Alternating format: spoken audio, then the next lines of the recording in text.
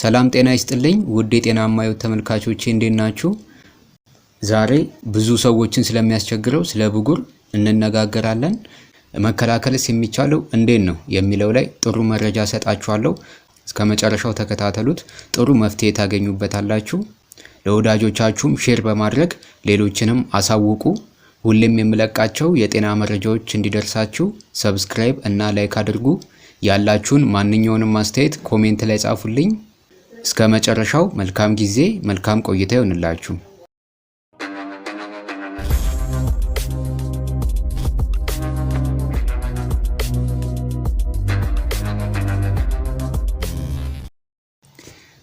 የብጉር መነሻ ምክንያቱ ምንድነው የሚለውን ስንመለከት ብጉር የቆዳ ችግር ሲሆን ቅባትና የቆዳችን የሞቱ ሴሎች የቆዳ ቀዳዳችንን በሚደፍኑበት ጊዜ ይፈጠራል። ጥቂት ቀያይ ነጠብጣቦች በቆዳው ላይ በሚኖሩበት ጊዜ ብጉር እየጀመረ ነው ማለት ነው። ከባድ ብጉር የሚባለው በመቶዎች የሚቆጠሩ ነጠብጣቦች በፊት፣ በአንገት፣ ደረትና ጀርባው ላይ ሲወጡ ነው።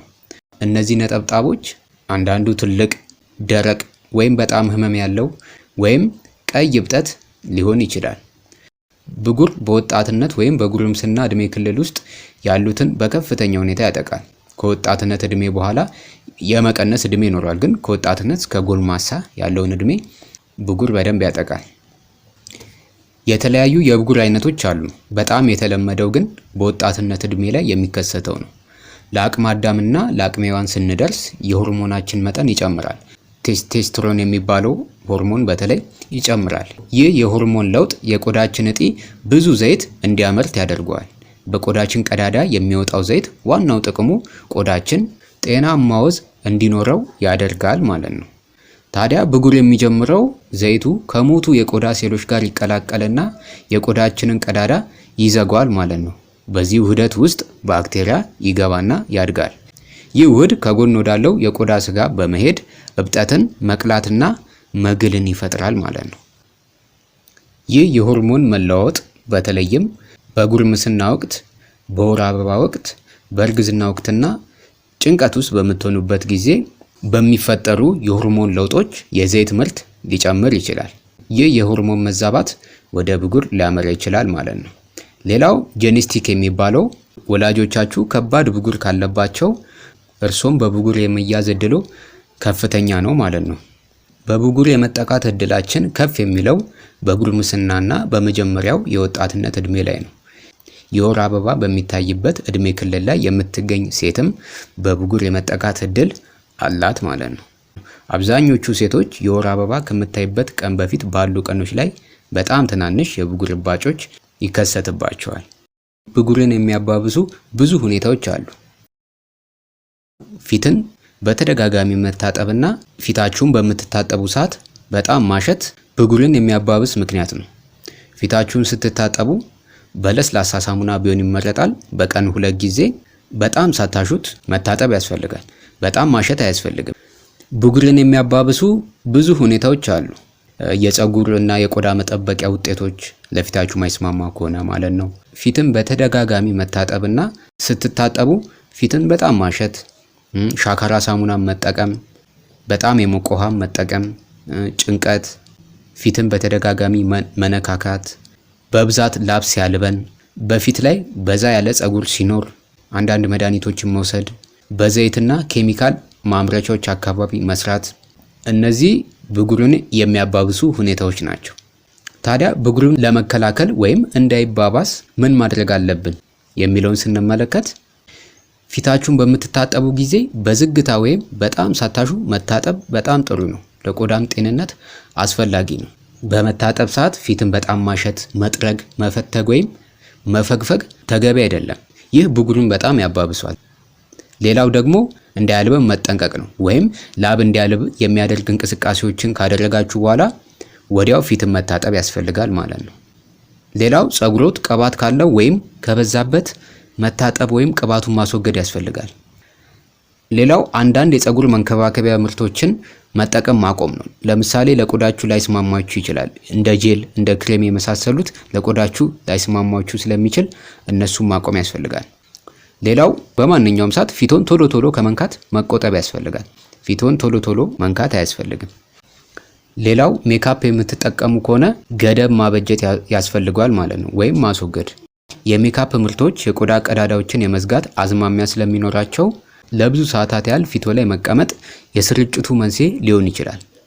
ይህንን ማስወገድ የማትችሉ ከሆነ ደግሞ የመዋቢያ አጠቃቀማችሁን እና በፊታችሁ ላይ የሚቆዩበትን ሰዓት መገደብ ወይም መቀነስ ያስፈልጋል ማለት ነው። እንዲሁም የመዋቢያ ብሩሾቻችሁን በመደበኛነት ማጠባችሁን ማረጋገጥ ያስፈልጋል ማለት ነው። ሌላው ደግሞ ፊትን ከመነካካት መቆጠብ ያስፈልጋል። በባዶ እጆ ፊቶን መንካት ባክቴሪያ፣ ቆሻሻ፣ ቅባት፣ ዘይት ወዘተ ወደ ፊቶ ያስተላልፋል ማለት ነው። ይህንን ለማድረግ በጣም ከባድ ሊሆን ይችላል። ይህ ነገር ከባድ ቢሆንም እንግዲህ በቻላችሁት አቅም በማስታወስ ፊታችሁን ላለመንካት መለማመድ ይኖርባችኋል ማለት ነው።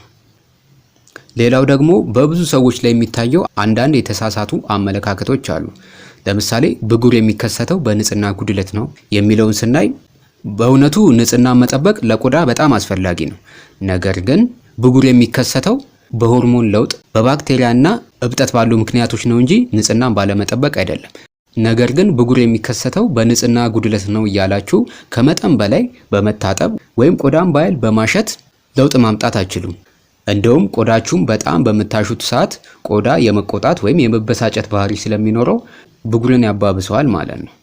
ሌላው ደግሞ ብጉርን በእጃችሁ ማንሳት የለባችሁም። ፊታችሁ ላይ ያለውን የብጉር እብጠት በእጃችሁ በምታነሱት ጊዜ ባክቴሪያና እብጠትን ወደ ቆዳ ውስጥ ዘልቆ እንዲገባ ያደርጓል ማለት ነው። ይህም ፊታችሁ ላይ የጠባሳ አይነት ምልክት እንዲኖር ያደርገዋል። የፈውስ ጊዜውንም ያራዝምባችኋል ማለት ነው። ስለዚህ በእጃችሁ ብጉርን ባትነካኩት ይመረጣል። ብጉር እስኪጠፋ ድረስ ምን ያህል ጊዜ ይወስዳል የሚለውን ስናይ እንደ ሰዎቹ የሚለያይ ነው። ነገር ግን መለስተኛ ሰዎች ከጥቂት ቀናት እስከ 1 ሳምንት ውስጥ ሊጠፋላቸው ይችላል። ነገር ግን ጥልቅ ወይም የከፋ ብጉርን ለመፈወስ ብዙ ሳምንታት ሊወስድ ይችላል።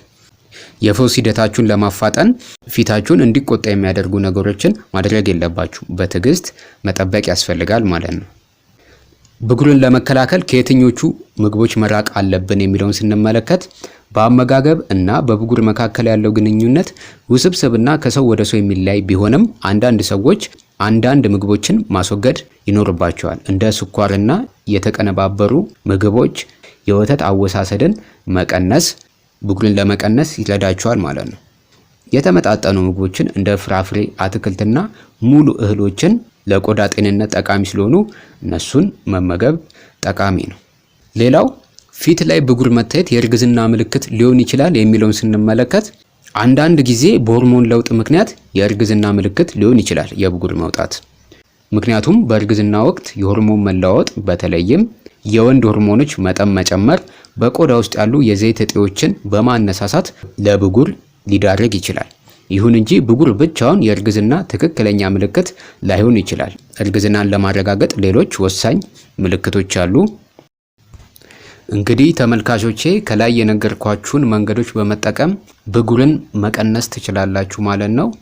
ቪዲዮ ከጠቀማችሁ ለወዳጆቻችሁ ሼር በማድረግ ሌሎችንም አሳውቁ። ላለው ሁሌም የምለቃቸው የጤና መረጃዎች እንዲደርሳችሁ ሰብስክራይብ እና ላይክ አድርጉ። ማንኛውንም አስተያየት ኮሜንት ላይ ጻፉልኝ።